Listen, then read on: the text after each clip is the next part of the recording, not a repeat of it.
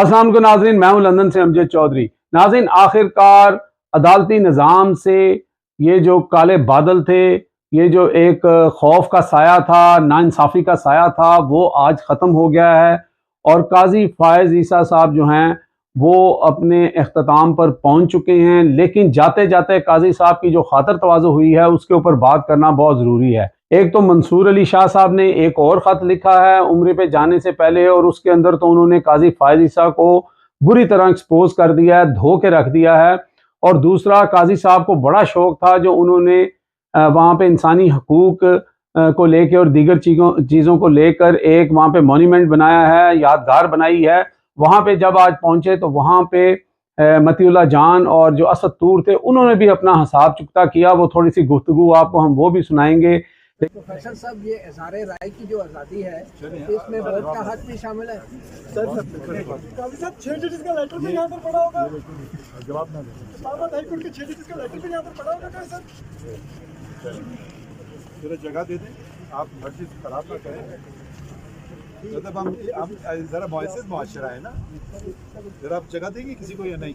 लेकिन काजी साहब वहाँ पर कभी इधर देखते थे, कभी उधर देखते थे, एक जगह पे थोड़े से बरहम भी हुए।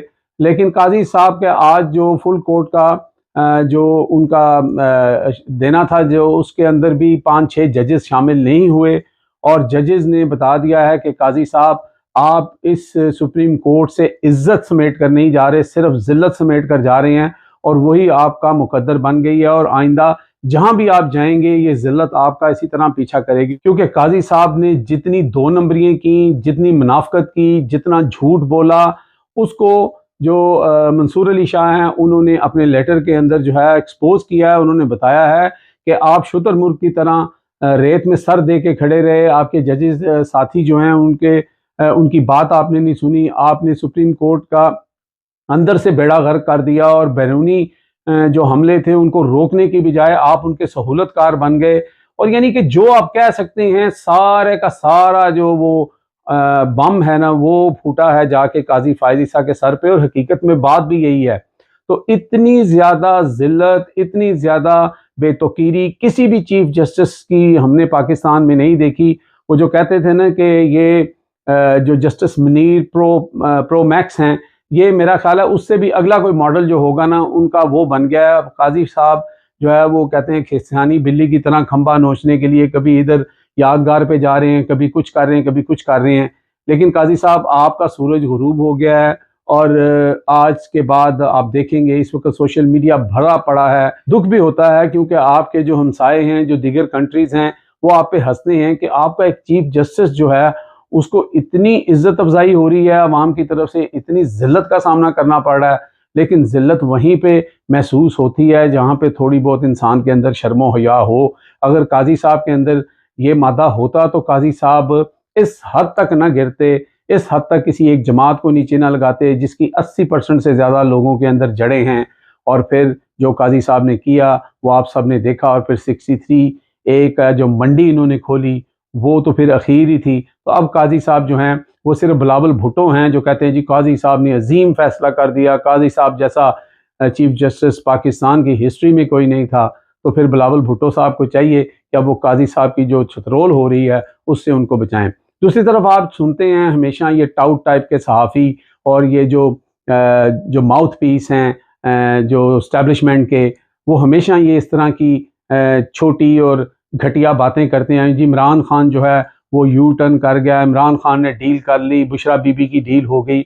मैं एक छोटा सा क्लिप आपको सुनाना चाहता हूँ यहाँ पर इमरान खान का, जो 2000 तकरीबन 10 का ये क्लिप है और ये इंटरव्यू इन्होंने दिया था तलत हुसैन साहब को। इन्होंने पार्लियामेंट्री कमेटी को हक दे दिया जजेस की सिलेक्शन में। मैं इसका सख्त मुखालिफ हूँ क्योंकि ये जुडिशरी की इंडिपेंडेंस की बुनियाद के खिलाफ है कि आप जज का फैसला करेगा एक पॉलिटिशियन, वो पॉलिटिशियन जो कि पार्लियामेंट में बैठा है, जिसमें वजीर भी बैठे हैं और एग्जेक्टिव भी पार्लियामेंट से आ रहे हैं। जो उस वक्त इमरान खान ने, आज की जो सिचुएशन है, जो 26वीं तरमीम हुई है, वही चीज उन्होंने उस वक्त कही। आप ये सोच सकते हैं कि कितनी डिटर्मिनेशन है एक बंदे की, कितना फोकस है उसका कि अदलिया जो है वो आज़ाद होनी चाहिए, अदलिया जो है वो अपने फैसले खुद करे, उनको आप इम्पावर करें।